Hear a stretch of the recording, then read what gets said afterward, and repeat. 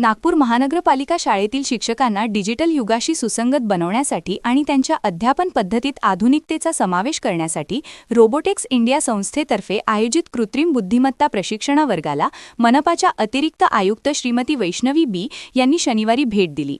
मनपाच्या Bharat Ratna Atal Bihari Vajpayee ई-लायब्ररीमध्ये establishment of Microsoft educator AI academy for skilling and economic empowerment आणि designation of Nagpur regional hub या उपक्रमांतर्गत हे 2 एप्रिलपासून प्रशिक्षण वर्ग घेतल्या जात आहेत.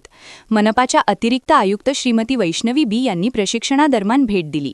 यावेळी त्यांनी जास्तीत जास्त शिक्षकांनी कृत्रिम बुद्धिमत्ता आत्मसात करून तिचा वापर आपल्या अध्यापनात करावा आणि विद्यार्थ्यांना तंत्रज्ञानाचे मार्गदर्शन करावे असे आवाहन केले.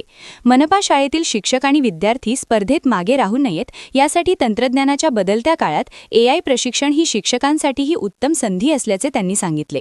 यामुळे शिक्षकांच्या ज्ञानात भर पडेल आणि विद्यार्थ्यांच्या प्रगतीतही या तंत्रज्ञानाचा मोठा वाटा असेल असे मत वैष्णवी बी यांनी व्यक्त केले.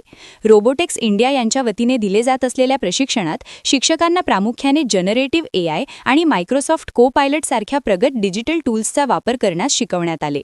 तसेच कृत्रिम बुद्धिमत्तेचा वापर करून शिक्षकांचे दैनंदिन प्रशासकीय काम अधिक सुलभ करणे आणि वेळेची बचत करणे याचेही प्रशिक्षण दिले जात आहे. मनपा शाळेतील शिक्षकांना तंत्रस्नेही बनवून शाळांचा दर्जा उंचावण्यासाठी हे प्रशिक्षण अत्यंत मोलाचे ठरणार आहे.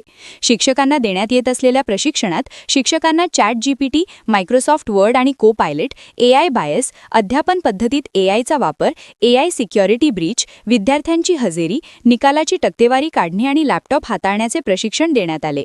यामुळे शिक्षकांना आता कमी वेळात अधिक आकर्षक शैक्षणिक साहित्य, नोट्स आणि पाठ तयार करता येणार आहेत.